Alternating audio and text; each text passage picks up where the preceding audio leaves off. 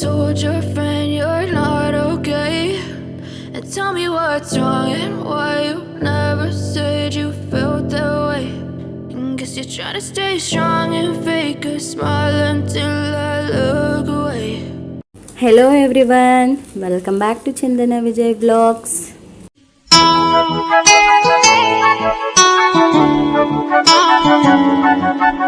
Good morning, ಹೇಗಿದ್ರೆ ಎಲ್ಲರೂ?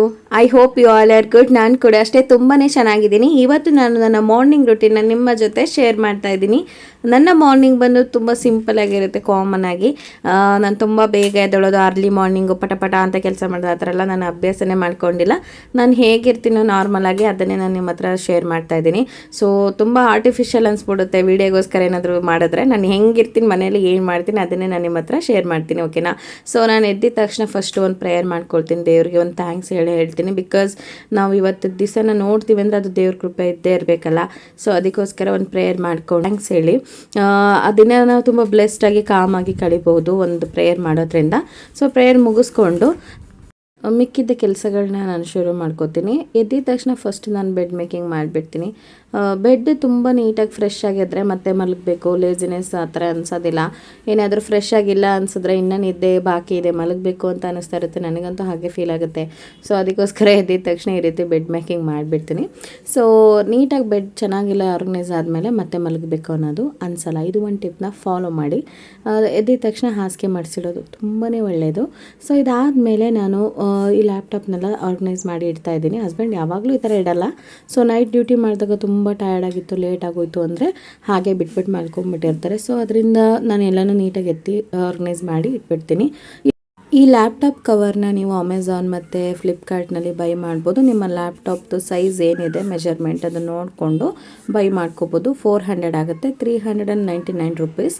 ನಾವು ಇದನ್ನು ಅಮೆಝಾನಿಂದ ತರಿಸಿರೋದು. ತುಂಬಾ ಹೆಲ್ಪ್ ಆಗುತ್ತೆ. ಇದರಿಂದಾಗಿ ಲ್ಯಾಪ್ಟಾಪ್ ಸ್ಕ್ರ್ಯಾಚಸ್ ಆಗೋದಿಲ್ಲ, ಡಸ್ಟ್ ಆಗೋದಿಲ್ಲ, ತುಂಬಾ ಸೆಕ್ಯೂರ್ ಆಗುತ್ತೆ. ಬಟ್ ಏನಂದರೆ ನೀವು ವರ್ಕ್ ಮಾಡಬೇಕಾದ್ರೆ ಇದನ್ನು ಬಿಟ್ಟು ಕೆಲಸ ಎಲ್ಲ ಮಾಡಿಕೊಂಡು ಆಮೇಲೆ ಹಾಕ್ಕೊಳ್ಳಿ. ತುಂಬ ಹೀಟ್ ಆಗಿಬಿಡುತ್ತೆ. ಪ್ಲಾಸ್ಟಿಕ್ ಕವರ್ ಯೂಸ್ ಮಾಡಿರೋದ್ರಿಂದ ಹೀಟ್ ಅಲ್ಲೇ ಇರುತ್ತೆ, ಹೊರಗಡೆ ಹೋಗೋದಿಲ್ಲ. ಸೊ ಕೆಲಸ ಮಾಡಬೇಕಾದ್ರೆ ತೆಗೆದಿಟ್ಬಿಟ್ಟು ಆಮೇಲೆ ಮತ್ತೆ ಹಾಕ್ಕೊಳ್ಳಿ. ಸೊ ಇದಾದಮೇಲೆ ನಾನು ಹಾಲ್ಗೆ ಬರ್ತೀನಿ. ಲಿವಿಂಗ್ ಏರಿಯಾನೇ ಸೆಂಟರ್ ಆಫ್ ಅಟ್ರಾಕ್ಷನ್ ಮನೆಯಲ್ಲಿ. ಸೊ ಹಾಗಾಗಿ ಲಿವಿಂಗ್ ಏರಿಯಾನ ಸ್ವಲ್ಪ ಆರ್ಗನೈಸ್ ಮಾಡಿ ಇಟ್ಕೋಬೇಕಾಗತ್ತೆ. ಸೊ ನೀವು ನೋಡ್ಬೋದು ತುಂಬ ಬೆಳಕಿದೆ ನಮ್ಮ ಮನೇಲಿ, ತುಂಬ ಬಿಸಿಲಿದೆ. ಯಾಕಂತಂದರೆ ನಮ್ಮ ಮನೆ ಕಾರ್ನರಲ್ಲಿರೋದು. ಸೊ ಹಾಗಾಗಿ ಬೆಳಕು ಗಾಳಿ ಎಲ್ಲದಕ್ಕೂ ತುಂಬಾ ಅನುಕೂಲ ಇದೆ ಈ ಮನೆಯಲ್ಲಿ. ಸೊ ತುಂಬಾ ಚೆನ್ನಾಗಿ ಫ್ರೆಶ್ ಏರ್ ಬರುತ್ತೆ ಇಲ್ಲಿ. ಸೊ ಇದಾದಮೇಲೆ ನಾನು ಸ್ವಲ್ಪ ಸೋಫಾ ಇದೆಲ್ಲ ಆರ್ಗನೈಸ್ ಮಾಡಿ ಇಟ್ಕೋತೀನಿ. ಸೊ ಈ ಥರ ಇಡೋದ್ರಿಂದ ತುಂಬ ಚೆನ್ನಾಗಿ ಕಾಣಿಸುತ್ತೆ. ಹೊರಗಡೆಯಿಂದ ಯಾರೇ ಬಂದ್ರೂ ಕೂಡ ಮನೆ ಚೆನ್ನಾಗಿ ಕಾಣಿಸುತ್ತೆ. ಆ್ಯಕ್ಚುಲಿ ನನ್ನ ರೂಮಲ್ಲಿ ಇನ್ನೊಂದು ಬೆಡ್ ಇತ್ತಲ್ಲ, ಅದು ಇಲ್ಲೇ ಇಟ್ಟಿದ್ದು. ನಾವು ಫಸ್ಟು ದಿವಾನ್ ಕಾಟ್ ಇಲ್ಲಿ ಇಟ್ಟಿದ್ವಿ. ಸೊ ಸೋಫಾ ಎಲ್ಲ ತೊಗೊಂಡ್ಮೇಲೆ ಅದನ್ನು ತೆಗೆದು ಒಳಗಡೆ ಹಾಕಿಬಿಟ್ಟು ಸೋಫಾನ ಇಲ್ಲಿ ಇಟ್ಕೊಂಡಿದ್ದೀವಿ. ತುಂಬಾ ಇಕ್ಕಟ್ಟಾಗುತ್ತೆ ಅಂತ ಹೇಳ್ಬಿಟ್ಟು ಕರೆಕ್ಟಾಗಿರುತ್ತೆ ಅಂತ ಇಲ್ಲಿ ಸೋಫಾ ಆರ್ಗನೈಸ್ ಮಾಡ್ಕೊಂಡು ಅಲ್ಲಿ ದಿವಾನ್ ಕಾಟ್ನ ಇಟ್ಬಿಟ್ವಿ. ಸೊ ಈ ರೀತಿ ಎಲ್ಲದನ್ನು ಎದ್ದಿದ ತಕ್ಷಣ ಮಾಡಿಬಿಟ್ರೆ ಚೆನ್ನಾಗಿರುತ್ತೆ. ನಾವು ಆಲ್ರೆಡಿ ಯಾವಾಗಲೂ ನೈಟಲ್ಲೇ ಮಾಡ್ಕೊಂಡಿರ್ತೀವಿ ಎಲ್ಲ ಕೆಲಸಗಳನ್ನು. ಫ್ರೀ ಇರ್ತೀನಲ್ವ ನಾನು, ಹಸ್ಬೆಂಡ್ ಅವ್ರ ಪಾಡಿಗೆ ಅವ್ರು ಡ್ಯೂಟಿ ಮಾಡ್ತಾ ಇರುವಾಗ ನಾನು ಫ್ರೀ ಇದ್ದರೆ ನಾನು ಎಲ್ಲ ಕೆಲಸಗಳನ್ನೂ ನೈಟಲ್ಲೇ ಮಾಡಿಬಿಡ್ತೀನಿ. ಸೊ ಬೆಳಗ್ಗೆಗೆಲ್ಲ ಕೆಲಸ ಪೆಂಡಿಂಗ್ ಮಾಡ್ಕೊಳ್ಳೋಕ್ಕಾಗಲ್ಲ. ನಾವೇನಾದರೂ ಔಟಿಂಗ್ ಹೋಗಬೇಕು, ಎಲ್ಲಾದರೂ ಬೇರೆ ಕಡೆ ಕೆಲಸ ಇದೆ ಅಂದರೆ ಸೊ ಎಲ್ಲನೂ ಮಾಡ್ಕೊಂಡು ಕೂತ್ಕೊಳ್ಳೋಕ್ಕಾಗಲ್ಲ. ಹಾಗಾಗಿ ನೈಟಲ್ಲೇ ಮಾಡಿರ್ತೀವಿ ಆಲ್ಮೋಸ್ಟ್. ಇದು ಬಂದುಬಿಟ್ಟು ಮೆಸ್ಸಿಯಾಗಿ ಏನಿರೋದಿಲ್ಲ. ನಮ್ಮ ಮನೇಲಿ ಇರೋದು ನಾವು ಇಬ್ಬರೇ ಅಲ್ವಾ. ಅವ್ರ ಪಾಡಿಗೆ ಅವರು ರೂಮಲ್ಲಿ ಕೆಲಸ ಮಾಡ್ಕೊತಾ ಇದ್ದರೆ ನಾನು ಅವ್ರ ಜೊತೆ ಸ್ವಲ್ಪ ಹೊತ್ತು ಟೈಮ್ ಸ್ಪೆಂಡ್ ಮಾಡ್ತೀನಿ. ಇಲ್ಲ ಅಂತಾರೆ ನನ್ನ ಕೆಲಸ ಏನಾದರೂ ಇದ್ದರೆ ನಾನು ಮಾಡ್ಕೋತಾ ಇರ್ತೀನಿ. ಹಾಗಾಗಿ ಏನು ಜಾಸ್ತಿ ಮೆಸ್ಸಿಯಾಗಿರೋದಿಲ್ಲ. ಇದೆಲ್ಲ ಮುಗಿದ ನಂತರ ನಾನು ನನ್ನ ಕಿಚನ್ಗೆ ಬರ್ತೀನಿ. ಕಿಚನಲ್ಲಿ ಕೂಡ ಅಷ್ಟೇ ಎಲ್ಲನೂ ಕ್ಲೀನ್ ಮಾಡಿ ಇಟ್ಬಿಟ್ಟಿರ್ತೀನಿ ನಾನು ನೈಟಲ್ಲೇ. ಆಲ್ಮೋಸ್ಟ್ ನೈಟಲ್ಲೇ ಪಾತ್ರೆ ತೊಳೆಯೋದು, ಬೆಳಗ್ಗೆ ಟೈಮ್ ಜೋಡಿಸೋದು ಅಥವಾ ನೈಟ್ ಆದರೆ ನೈಟೆಲ್ಲ ಜೋಡಿಸ್ಕೊಳ್ಳೋದು, ಆ ಥರ ಮಾಡ್ಕೊಡ್ತೀನಿ. ಈ ರೀತಿ ಮಾಡೋದ್ರಿಂದ ತುಂಬ ಫ್ರೆಶ್ ಅನಿಸುತ್ತೆ. ಬೆಳಗ್ಗೆ ಬಂದಿದ್ದ ತಕ್ಷಣವೇ ಈ ಕೆಲಸನೇ ಮಾಡೋದಾ, ಅಡುಗೆ ತಿಂಡಿ ಈ ಕೆಲಸಗಳೇ ಮಾಡೋದಾ ಅಂತ ತುಂಬ ತಲೆನೋವಾಗ್ಬಿಡುತ್ತೆ. ಸೊ ಹಾಗಾಗಿ ನೈಟಲ್ಲಿ ಮಾಡ್ಕೊಳ್ಳೋದು ತುಂಬಾ ಒಳ್ಳೆಯದು. ಈ ಕೆಲಸ ಎಲ್ಲ ಆದಮೇಲೆ ನಾನು ಒಂದು ಗ್ಲಾಸ್ ಬಿಸಿ ನೀರು ಕುಡಿತೀನಿ. ಸೊ ಬಾಡಿ ತುಂಬ ಹೈಡ್ರೇಟ್ ಆಗಿರುತ್ತೆ. ಸೊ ನೀರು ಕುಡಿಯೋದ್ರಿಂದ ಡಿಹೈಡ್ರೇಟ್ ಆಗುತ್ತೆ ಅಂತ ಹೇಳ್ಬಿಟ್ಟು ಒಂದು ಗ್ಲಾಸ್ ಬಿಸಿ ನೀರನ್ನ ಕುಡಿತೀನಿ. ತಣ್ಣೀರಾದ್ರೂ ಪರವಾಗಿಲ್ಲ, ಬೆಳಗ್ಗೆ ಎದ್ದಿದ ತಕ್ಷಣ ನೀರು ಕುಡಿಯೋದು ಒಳ್ಳೆಯದು. ಬಟ್ ಏನಂತಂದರೆ ಬಿಸಿ ನೀರು ಕುಡಿಯೋದು ತುಂಬಾ ಒಳ್ಳೆಯದು. ಯಾಕಂದರೆ ನಾವು ನಾನ್ ವೆಜ್ ಅಥವಾ ಏನಾದರೂ ಊಟ ತಿಂದಿದ್ರೂ ಕೂಡ ಬಿಸಿನೀರು ಕುಡಿದಾಗ ಚೆನ್ನಾಗಿ ಜೀರ್ಣ ಆಗುತ್ತೆ. ಬೆಳಗ್ಗೆ ಹೊತ್ತು ಮೋಷನ್ ಪಾಸ್ ಮಾಡಲಿಕ್ಕೆಲ್ಲ ತುಂಬಾ ಹೆಲ್ಪ್ ಆಗುತ್ತೆ. ಹಾಗಾಗಿ ಬಿಸಿ ನೀರು ಕುಡಿಯೋದು ತುಂಬಾ ಒಳ್ಳೆಯದು. ಹೀಗೆ ನೀರು ಕಾಯೋಷ್ಟರಲ್ಲಿ ನಾನು ಸಣ್ಣ ಪುಟ್ಟ ಕೆಲಸಗಳನ್ನ ಮಾಡ್ಕೋತಾ ಇರ್ತೀನಿ. ನಾನು ನೈಟಲ್ಲೇ ಎಲ್ಲ ಪಾತ್ರೆ ತೊಳೆದು ಜೋಡಿಸಿ ಇಡೋದ್ರಿಂದ ಬೆಳಗ್ಗೆ ಪಾತ್ರೆ ತೊಳೆಯೋ ಕೆಲಸ ಎಲ್ಲ ಏನೂ ಇರೋದಿಲ್ಲ. ಸೊ ನಾನು ಗ್ಯಾಸ್ಕೆಟೆಲ್ಲ ಈ ಥರ ಒಂದು ನೀರಲ್ಲಿ ಸ್ವಲ್ಪ ಹೊತ್ತು ನೆನೆಸಿಟ್ಟಿರ್ತೇನೆ. ಸೊ ಅದನ್ನು ಎಲ್ಲ ಹಾಗೆ ತೊಳ್ಕೊಂಡು ಹಾಗೆ ಸ್ವಲ್ಪ ಸ್ವಲ್ಪ ಕೆಲಸ ಯಾವುದಾದ್ರು ಬ್ಯಾಲೆನ್ಸ್ ಇದ್ದರೆ ಅದನ್ನು ಮಾಡ್ಕೊತೀನಿ.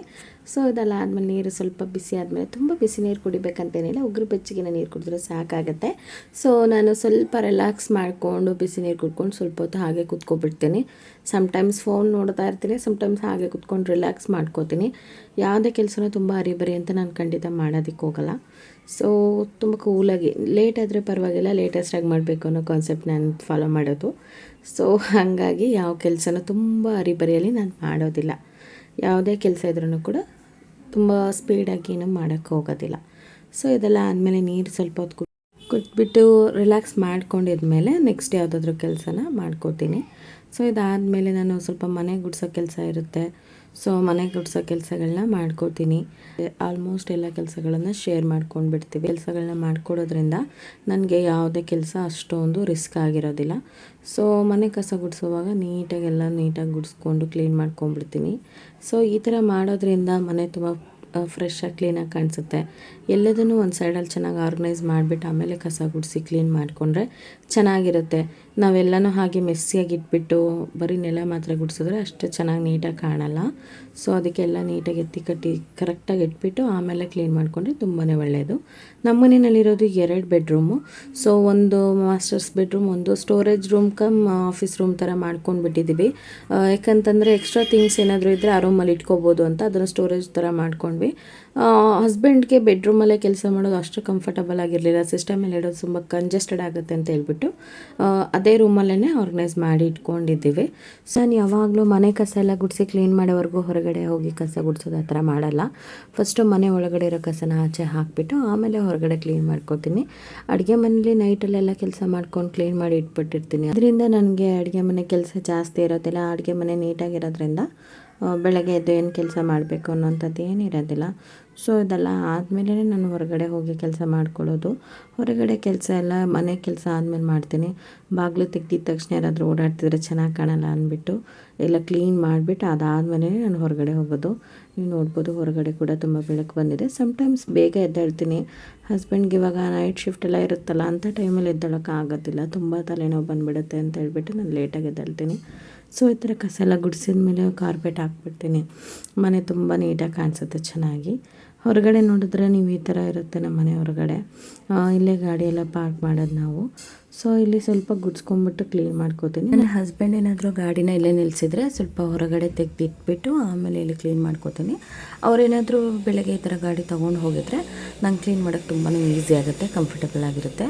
ಸೊ ಎಲ್ಲ ಗುಡಿಸಿದ ಮೇಲೆ ಈ ಥರ ನೀರು ಹಾಕ್ಬಿಡ್ತೀನಿ. ಇಲ್ಲ ಅಂತಂದರೆ ಧೂಳೆಲ್ಲ ತುಂಬ ಎದ್ದೇಳುತ್ತೆ. ಆ ಥರ ಮಾಡೋದ್ರಿಂದ ನೀರು ಹಾಕೋದ್ರಿಂದ ಧೂಳೆಲ್ಲ ಬರೋದಿಲ್ಲ. ಸೊ ಹಾಗಾಗಿ ಗೇಟೆಲ್ಲ ತೆಗೆದ್ಬಿಟ್ಟು ಹೊರಗಡೆ ಕೂಡ ನೀರು ಹಾಕ್ತಾಯಿದ್ದೀನಿ. ಅಲ್ಲೂ ಕೂಡ ಕಸ ಗುಡಿಸ್ಕೊಂಡಿದ್ದೀನಿ. ಆ್ಯಕ್ಚುಲಿ ಏನಂತಂದರೆ ಇಲ್ಲಿ ಹೊರಗಡೆ ಟ್ಯಾಪ್ ಇರೋದ್ರಿಂದ ಈ ರೀತಿ ಪೈಪಲ್ಲಿ ಹಾಕ್ತಾಯಿದ್ದೀನಿ. ಇಲ್ಲ ಅಂತಂದರೆ ಬಕೆಟೆಲ್ಲ ನೀರು ತೊಗೊಬಂದು ಅದರಲ್ಲೇ ಕ್ಲೀನ್ ಮಾಡ್ಕೋಬೇಕಾಗತ್ತೆ. ಸೊ ಪೈಪ್ ಇರೋದ್ರಿಂದ, ಟ್ಯಾಪ್ ಇರೋದ್ರಿಂದ ನಾನು ಇಲ್ಲೇ ಹೀಗೆ ಕೆಲಸ ಮಾಡ್ಕೋತಾ ಇದ್ದೀನಿ. ಸೊ ಇದೆಲ್ಲ ಆದಮೇಲೆ ನಾನು ಬ್ರೇಕ್ಫಾಸ್ಟ್ನ ಪ್ರಿಪೇರ್ ಮಾಡ್ಕೊಳ್ಳೋದು. ಸೊ ಇವತ್ತಿಗೆ ಅವಲಕ್ಕಿ ಮಾಡಿದ್ದೀನಿ ಬ್ರೇಕ್ಫಾಸ್ಟ್ಗೆ. ಸೊ ರೆಸಿಪಿನ ಇವಾಗಲೇ ಶೇರ್ ಮಾಡ್ಬೋದಾಗಿತ್ತು. ತುಂಬ ಲೆಂತ್ ಆಗುತ್ತೆ ವಿಡಿಯೋ, ನೋಡೋಕ್ಕೂ ಕೂಡ ನಿಮಗೂ ಬೋರ್ ಆಗುತ್ತೆ. ಆ್ಯಂಡ್ ರೆಸಿಪಿನ ವ್ಲಾಗ್ ಜೊತೆ ಮಿಕ್ಸಪ್ ಮಾಡೋದು ನನಗೆ ಅಷ್ಟೊಂದು ಇಷ್ಟ ಆಗಲಿಲ್ಲ. ಅದಕ್ಕೋಸ್ಕರ ರೆಸಿಪಿನ ಶೇರ್ ಮಾಡ್ತಿಲ್ಲ. ನೆಕ್ಸ್ಟ್ ಯಾವಾಗಾದರೂ ಖಂಡಿತ ನಾನು ಶೇರ್ ಮಾಡ್ತೀನಿ. ಅವಲಕ್ಕಿ ತುಂಬಾ ಚೆನ್ನಾಗಿರುತ್ತೆ. ಸೊ ಇದೆಲ್ಲ ಆದಮೇಲೆ ನಾನು ಹೋಗಿ ಬ್ರಷ್ ಮಾಡಿ ಫೇಸ್ ವಾಶ್ ಮಾಡೋದು. ಫಸ್ಟೇ ಎದ್ದಿದ ತಕ್ಷಣ ಬ್ರಷ್ ಮಾಡಿಬಿಟ್ರೆ ನಂಗೆ ತುಂಬ ಹೊಟ್ಟೆ ಹಸಿವಾಗುತ್ತೆ. ಅದಕ್ಕೆ ಫಸ್ಟೇ ಮಾಡಲ್ಲ. ಇವಾಗ ಫೇಸ್ ವಾಶ್ ಮಾಡ್ಕೊಂಡು ಬಂದಿದ್ದೀನಿ. ನಾನು ಸ್ಕಿನ್ ಕೇರ್ ಅಂತ ಏನೂ ಎಕ್ಸ್ಟ್ರಾ ಅಡಿಷ್ನಲಾಗಿ ಏನೂ ಮಾಡಲ್ಲ. ಎಲ್ಲಾದರೂ ಹೋಗುವಾಗ ಕ್ರೀಮು ಪೌಡರ್ ಏನಾರು ಹಾಕ್ಕೊತೀನಲ್ಲ ಅಷ್ಟೇ. ಫಂಕ್ಷನ್ ಒಕೇಶನ್ ಏನಾದರೂ ಬೇರೆ ಕಡೆ ಹೋಗ್ತಾಯಿದ್ರೆ ಮೇಕಪ್ ಸ್ವಲ್ಪ ಮಾಡ್ಕೊಳ್ತೀನಿ. ಅದನ್ನು ಬಿಟ್ಟರೆ ಮನೇಲಿದ್ದರೆ ಅಂದರೆ ತುಂಬಾ ಸಿಂಪಲ್ ಆಗಿರ್ತೀನಿ. ನಾನಿವಾಗ ಬೆಳಗ್ಗೆ ಸ್ನಾನ ಮಾಡ್ತಾಯಿಲ್ಲ. ಮಧ್ಯಾಹ್ನ ನಾವು ಸ್ವಲ್ಪ ಹೊರಗಡೆ ಹೋಗೋ ಕೆಲಸ ಇದೆ. ಸೊ ಹೋಗೋಕ್ಕೂ ಮುಂಚೆ ಸ್ನಾನ ಮಾಡ್ಕೊಂಡು ರೆಡಿ ಆಗೋಣ ಅಂತ ಹೇಳ್ಬಿಟ್ಟು ಇವಾಗ ಯಾವುದೇ ರೀತಿ ಸ್ನಾನ ಎಲ್ಲ ಮಾಡ್ಕೊಂಡು ರೆಡಿ ಆಗ್ತಾಯಿಲ್ಲ. ಸೊ ನಾನು ಸ್ಕಿನ್ ಕೇರ್ಗೆ ಅಂತ ಡಾಕ್ಟ್ರ್ ಹತ್ರ ಸಜೆಷನ್ ತೊಗೊಂಡು ನಾನು ಸ್ಕಿನ್ ಪ್ರಾಡಕ್ಟ್ನ ಬೇರೆ ಚೇಂಜ್ ಮಾಡಿಕೊಂಡೆ. ನನಗಿರೋಂಥ acne marks, pimple marks and sunburn ಆಗಿ ಮೂಗು ಮೇಲೆಲ್ಲ ತುಂಬ ಕಲೆಗಳ ಥರ ಆಗಿದೆ ಅಂತ ಹೇಳಿದ್ನಲ್ಲ ನನ್ನ ಲಾಸ್ಟ್ ವೀಡಿಯೋಸಲ್ಲಿ. ಸೊ ಅದರಿಂದ ನಾನು ತುಂಬ ಡಿಪ್ರೆಸ್ ಆಗಿದ್ದೆ, ಬೇಜಾರಾಗ್ಬಿಟ್ಟಿತ್ತು ನನಗೆ. ಸೊ ಡಾಕ್ಟ್ರ್ ಹತ್ರ ತೋರಿಸಿದಾಗ ನನಗೆ ಅವರು ಕ್ರೀಮ್, ಸೋಪು ಮತ್ತು ಸನ್ಸ್ಕ್ರೀನ್ನ ಸಜೆಸ್ಟ್ ಮಾಡಿದ್ರು. ಸೊ ಅದನ್ನು ನಾನು ನಿಮಗೆ ತೋರಿಸ್ತೀನಿ. ನೀವು ಆದಷ್ಟು ಸ್ವಲ್ಪ ಕಡಿಮೆ ಕಲೆಗಳಿದ್ದಾಗಲೇ ನೀವು ತೋರಿಸ್ಕೊಂಬಿಡಿ. ಇಲ್ಲಾಂದರೆ ಜಾಸ್ತಿ ಆದಾಗ ಅದು ಕಲೆಗಳು ಹೋಗೋಕ್ಕೂ ತುಂಬ ಟೈಮ್ ಹಿಡಿಯುತ್ತೆ. ಇದೇ ನಾನು ಯೂಸ್ ಮಾಡೋ ಸನ್ಸ್ಕ್ರೀನ್ ಬಂದುಬಿಟ್ಟು ಯು ವಿ ಲೈಟ್ದು ಕಂಪನಿದು ತುಂಬಾ ಚೆನ್ನಾಗಿದೆ. 309 ರುಪೀಸ್ ಏನೋ ಆಗುತ್ತೆ. ಇದು ತುಂಬಾ ಚೆನ್ನಾಗಿದೆ. ನನಗೆ ಡಾಕ್ಟರ್ ಇದನ್ನು ಸಜೆಸ್ಟ್ ಮಾಡಿದ್ದಾರೆ. ಬೆಳಿಗ್ಗೆ ಹೊತ್ತು ಬಿಸಿಲಲ್ಲಿ ಹೋದ್ರೂ ಪರವಾಗಿಲ್ಲ, ಹೋಗಿಲ್ಲ ಅಂದ್ರೂ ಪರವಾಗಿಲ್ಲ. ಸಮ್ಟೈಮ್ಸ್ ಹೊರಗಡೆ ಹೋಗುವಾಗ ಮರ್ತೋಗ್ಬಿಡ್ತಾರೆ. ಸೊ ಡೈಲಿ ಇದನ್ನು ಅಪ್ಲೈ ಮಾಡೋದನ್ನು ಅಭ್ಯಾಸ ಮಾಡ್ಕೊಂಬಿಡಿ. ಸೊ ಹೊರಗಡೆ ಹೋಗುವಾಗ ಮರೆಯುವಂಥ ಸಾಧ್ಯತೆ ಇರಲ್ಲ ಅಂತ ಹೇಳಿ ಇದನ್ನು ಕೊಟ್ಟಿದ್ದಾರೆ. ಸೊ ಇದು ಬಂದುಬಿಟ್ಟು 309 ರುಪೀಸ್ ಆಗುತ್ತೆ. ಇವಾಗ ನಾನು ತೋರಿಸ್ತಿರೋದು ಬಂದು ನನ್ನ ನೈಟ್ ಕ್ರೀಮ್. ಸೊ ಇದು ನೈಟಲ್ಲಿ ಹಚ್ಕೊಳ್ಳೋದು, ವಿಟಾ ಶೈನ್ ಅಂತ ಇದ್ರ ಹೆಸರು. ಸೊ 180 ರುಪೀಸ್ ಆಗುತ್ತೆ ಇದು. ಸೊ ಇದು ಕೂಡ ತುಂಬಾ ಚೆನ್ನಾಗಿ ರಿಸಲ್ಟ್ ಕೊಡ್ತಾ ಇದೆ ನನಗೆ. ಕಲೆಗಳೆಲ್ಲ ಕಮ್ಮಿ ಆಗಿದೆ. ಸೊ ಇದನ್ನು ಬೆಳಗ್ಗೆ ಮತ್ತು ನೈಟ್ ರೊಟೀನ್ ಥರ ಯೂಸ್ ಮಾಡೋದು ನಾನು, ಸನ್ಸ್ಕ್ರೀನ್ ಮತ್ತು ಈ ಕ್ರೀಮ್, ನೈಟ್ ಕ್ರೀಮ್ನ. ಸೊ ಇದ್ರ ಜೊತೆಗೆ ಒಂದು ಸೋಪ್ ಕೂಡ ಸಜೆಸ್ಟ್ ಮಾಡಿ ಕೊಟ್ಟಿದ್ದಾರೆ. ಸೋಪು ಕೂಡ ವಿಟಾ ಶೈನ್ದೇ. ಸೊ ಒಂದು ಟ್ಯಾಬ್ಲೆಟ್ ಕೊಟ್ಟಿದ್ದಾರೆ. ಟ್ಯಾಬ್ಲೆಟ್ ಅನ್ನೋದಕ್ಕಿಂತ ಒಂದು ಚಾಕ್ಲೇಟ್ ಅಂತಲೇ ಹೇಳ್ಬೋದು, ವಿಟಮಿನ್ ಸಿ ಟ್ಯಾಬ್ಲೆಟು. ಸೊ ಅದು ಡೈಜಿನ್ ಥರ ಹಾಗೆ ಚೀಪ್ತಾ ಇರ್ಬೋದು. ಸೊ ನಾವು ಫ್ರೀ ಇದ್ದಿದ್ದ ಟೈಮಲ್ಲಿ ತೊಗೊಳ್ಳೋದು ತುಂಬಾ ಒಳ್ಳೆಯದು. ನನಗೆ ವಿಟಮಿನ್ ಕೊರತೆ ಇದೆ ಅಂತ ಹೇಳ್ಬಿಟ್ಟು ನನಗೆ ಕೊಟ್ಟಿದ್ದಾರೆ ಇದನ್ನೆಲ್ಲ. ಸೊ ಇದೆಲ್ಲ ರೇಟೆಲ್ಲ ಬಂದುಬಿಟ್ಟು ನಾನು ಹೇಳ್ತಾ ಇರೋದು ಆಫ್ಲೈನು. ಆನ್ಲೈನಲ್ಲಿ ಕೂಡ ನೀವು ಸರ್ಚ್ ಮಾಡಿ ತೊಗೋಬೋದು. ನನ್ನ ಡಾಕ್ಟರ್ ಸಜೆಸ್ಟ್ ಮಾಡಿದ ತಕ್ಷಣ ತೊಗೊಂಡು ಅಪ್ಲೈ ಮಾಡೋಕ್ಕೆ ಶುರು ಮಾಡಿದೆ. ಆಲ್ಮೋಸ್ಟ್ ಇವಾಗ 2 ಮಂತ್ಸ್ ಆಗಿದೆ. ನಾನು ಕೈಗಳಿಗೂ ಕೂಡ ಅಪ್ಲೈ ಮಾಡ್ತೀನಿ. ಬ್ಯಾಂಗ್ಳೂರಿಗೆಲ್ಲ ನಾವು ಗಾಡೀಲೇ ಓಡಾಡ್ತಾ ಇದ್ದಿದ್ದು ಬಿಸಿಲಲ್ಲೇ. ಸೊ ಈ ಕಡೆ ನಾನು ಬೈಕಲ್ಲಿ ಹೋಗ್ತಿದ್ವಿ, ಆ ಕಡೆ ನಾನು ಬೈಕಲ್ಲಿ ಬರ್ತಿದ್ವಿ. ಸೊ ಅದರಿಂದಲೇ ನನಗೆ ಕೈ ಮುಖದಲ್ಲೆಲ್ಲ ಕಲೆಗಳು, ಕಪ್ಪು ಕಲೆಗಳಾಗಿದ್ದೆ, ಮತ್ತು ಕೈಯೆಲ್ಲ ಸ್ವಲ್ಪ ಕಪ್ಪಗಾಗ್ಬಿಟ್ಟಿದೆ.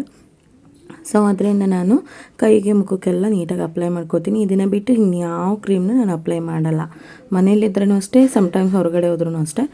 ಏನಾದರೂ ಮೇಕಪ್ ಎಲ್ಲ ಮಾಡ್ಕೊಂಡ್ರೆ ಮಾತ್ರ ಸ್ವಲ್ಪ ಫೌಂಡೇಶನ್ ಅಪ್ಲೈ ಮಾಡ್ತೀನಿ. ಅದು ಬಿಟ್ಟು ಇನ್ನೇನು ಮಾಡಲ್ಲ. ಸೊ ಸ್ವಲ್ಪ ಲಿಪ್ಸ್ಟಿಕ್ ಹಾಕೋತೀನಿ. ಮನೇಲಿದ್ದರೆ ಲಿಪ್ ಬಾಮ್ ಅಥವಾ ಲಿಪ್ಸ್ಟಿಕ್ ಏನಾದರೂ ಸಿಂಪಲಾಗಿ ಅಪ್ಲೈ ಮಾಡ್ಕೋತೀನಿ. ಇಲ್ಲೇ ಹತ್ತಿರ ಏನಾದರೂ ಹೋಗಬೇಕಂದ್ರೆ ಹಾಗೆ ಹೋಗ್ಬೋದಲ್ಲ ಅಂತ. ಸೊ ಮೈಸೂರಿಗೆ ಅಥವಾ ಬ್ಯಾಂಗ್ಳೂರಿಗೆ ಬೇರೆ ಎಲ್ಲಾದರೂ ಸಿಟಿ ಕಡೆ ಹೋಗಬೇಕಂದ್ರೆ ಸ್ವಲ್ಪ ಚೆನ್ನಾಗಿ ನೀಟಾಗಿ ರೆಡಿ ಆಗಿಬಿಟ್ಟು ಡ್ರೆಸ್ ಎಲ್ಲ ಚೇಂಜ್ ಮಾಡ್ಕೊಂಡು ಹೋಗ್ತೀನಿ. ಸೊ ಅದಾದಮೇಲೆ ನೀಟಾಗಿ ಹೇರ್ ಕೋಮಿಂಗ್ ಮಾಡಿಕೊಂಡು ರೆಡಿಯಾಗಿ ಬರ್ತೀನಿ. ಇಷ್ಟೇ, ನಾನು ಸಿಂಪಲಾಗಿರ್ತೀನಿ ಮನೇಲಿದ್ದರೆ. ಸೊ ಇದಾದಮೇಲೆ ಬ್ರೇಕ್ಫಾಸ್ಟ್ನ ಮಾಡ್ಕೋತೀನಿ. ಈ ಥರ ಇರುತ್ತೆ ನನ್ನ ಮಾರ್ನಿಂಗ್ ರುಟೀನ್. ಬೆಳಗ್ಗೆ ಎದ್ದಾಗಿಂದ ಒಂದು ಆಲ್ಮೋಸ್ಟ್ 6:30 7 o'clock ಎದ್ದರೆ ನಾನು ಒಂದು 2-3 ಅವರ್ಸಲ್ಲಿ ಏನು ಮಾಡ್ತೀನಿ ಅನ್ನೋದನ್ನು ನಿಮ್ಮ ಜೊತೆ ಶೇರ್ ಮಾಡಿದ್ದೀನಿ. ತುಂಬ ಮಿಡ್ ಮಾರ್ನಿಂಗ್ ಅಲ್ಲ, ತುಂಬ ಅರ್ಲಿ ಮಾರ್ನಿಂಗ್ ಅಲ್ಲ. ನನ್ನ ರೂಟೀನ್ ಬಂದು ಇದೇ ಥರನೇ ಇರುತ್ತೆ ರೆಗ್ಯುಲರಾಗಿ. ಸೊ ಇದರಲ್ಲಿ ಅಂಥ ಡಿಫ್ರೆನ್ಸ್ ಏನಿರೋದಿಲ್ಲ. ಸಮ್ಟೈಮ್ಸ್ ಔಟಿಂಗ್ ಹೋಗಬೇಕು, ಬ್ಯಾಂಗ್ಳೂರ್ಗೆ ಹೋಗೋದು ಆ ಥರ ಎಲ್ಲ ಇತ್ತು ಅಂತಂದರೆ ನೈಟೇ ಪ್ಯಾಕಿಂಗ್ ಎಲ್ಲ ಮಾಡಿಕೊಂಡು ಅಲ್ಲಿ ಮಾರ್ನಿಂಗ್ ಮನೆಯಿಂದ ಹೊರಟ್ಬಿಡ್ತೀವಿ. ಸೊ ಅದು ಬೇರೆ ಥರ ಇರುತ್ತೆ. ಟ್ರಾವೆಲಿಂಗ್ ಟೈಮಲ್ಲಿ ನಾನು ಹೇಗೆ ಪ್ರಿಪೇರ್ ಆಗ್ತೀನಿ ಅನ್ನೋದೆಲ್ಲ ನೆಕ್ಸ್ಟ್ ಯಾವಾಗಾದರೂ ನಾನು ಟ್ರಾವೆಲ್ ಮಾಡುವಾಗ ನಿಮ್ಮ ಜೊತೆ ಆ ವಿಡಿಯೋನ ಶೇರ್ ಮಾಡ್ತೀನಿ ಖಂಡಿತ. ತುಂಬ ಟಿಪ್ಸ್ನ ನಾನು ಹೇಳ್ಕೊಡ್ಬೋದು ನಿಮಗೆ. ತುಂಬ ಚೆನ್ನಾಗಿ ನೀಟಾಗಿ ಪ್ರಿಪೇರ್ ಆಗಿಬಿಡ್ತೀನಿ ನಾನು. ಸೊ ಅದೆಲ್ಲ ಹೇಗೆ ಮಾಡ್ತೀನಿ, ಹೇಗೆ ಅನ್ನೋದನ್ನೆಲ್ಲ ನಿಮ್ಮ ಜೊತೆ ನಾನು ಆಮೇಲೆ ಶೇರ್ ಮಾಡ್ತೀನಿ ನೆಕ್ಸ್ಟ್ ಯಾವಾಗಾದರೂ ನಾನು ಟ್ರಾವೆಲ್ ಮಾಡುವಾಗ. ಸೊ ಈ ರೀತಿಯೇ ಇರುತ್ತೆ ನನ್ನ life routine. So morning routine ನೋಡಬೇಕು ಹೇಗೆ ಏನು ಅಂತಿದ್ರೆ ತುಂಬ ಸಿಂಪಲಾಗಿರುತ್ತೆ. ನಾರ್ಮಲಾಗಿ ಎಲ್ಲರ ಮನೇಲಿ ಹೇಗಿರ್ತಾರೆ ಹಾಗೆ ನಾನು ಇರ್ತೀನಿ. ಸೊ ತುಂಬ ಡಿಫ್ರೆಂಟ್ ಅಂತ ಏನಿಲ್ಲ. ಸೊ ವಿಡಿಯೋ ಮಾಡೋಕ್ಕೋಸ್ಕರ ಹೇಗೆ ಮಾಡಿದ್ದಾರೆ ಅಂತ ನೀವೇನು ಅಂದ್ಕೊಳ್ಳೋಕೆ ಹೋಗ್ಬಿಡಿ. ಯಾಕೆ ನಾನು ಇರೋದೇ ಹೀಗೆ, ನಾನು ಮಾಡೋದೇ ಹೀಗೆ. ಸೊ ಈ ವಿಡಿಯೋ ಇಷ್ಟ ಆಗಿದೆ ಅಂತ ನಾನು ಅನ್ಕೋತೀನಿ. ಇಷ್ಟ ಆಗಿದರೆ ಖಂಡಿತ ಲೈಕ್ ಮಾಡೇ ಮಾಡ್ತೀರಾ. ಇಷ್ಟ ಆಗಿದರೆ ಲೈಕ್ ಮಾಡೋದನ್ನು ಮರಿಬೇಡಿ. ನಿಮ್ಮ ಫ್ರೆಂಡ್ಸ್ ಆ್ಯಂಡ್ ಫ್ಯಾಮಿಲಿಗೆ ಈ ವಿಡಿಯೋನ ಶೇರ್ ಮಾಡಿ. ಈ ವಿಡಿಯೋ ನೋಡಿ ನಿಮಗೆ ಹೇಗೆ ಅನ್ನಿಸ್ತು ಅಂತ ನಿಮ್ಮ ಅನಿಸಿಕೆ ಅಭಿಪ್ರಾಯಗಳನ್ನ ಕಮೆಂಟ್ ಮಾಡಿ ತಿಳಿಸೋದನ್ನು ಮರಿಬೇಡಿ. ಇನ್ನು ಯಾರ್ಯಾರು ನಮ್ಮ ಚಾನಲ್ನ ಸಬ್ಸ್ಕ್ರೈಬ್ ಮಾಡ್ಕೊಳ್ಳಿ, ಹಾಗೆ ವಿಡಿಯೋಸ್ನ ನೋಡ್ತಾ ಇದ್ದೀರಾ, ನಮ್ಮ ಚಾನಲ್ನ ಸಬ್ಸ್ಕ್ರೈಬ್ ಮಾಡ್ಕೊಳ್ಳಿ. ಪಕ್ಕದಲ್ಲಿರುವ ಬೆಲ್ಲೈಕನ್ನು ಕ್ಲಿಕ್ ಮಾಡಿ ಆಲ್ ಅಂತ ಸೆಲೆಕ್ಟ್ ಮಾಡಿಕೊಡಿ. ಎಲ್ಲ ನೋಟಿಫಿಕೇಷನ್ ತಕ್ಷಣ ನಿಮಗೆ ಬರುತ್ತೆ. Thank you so much for watching. Love you all. Bye.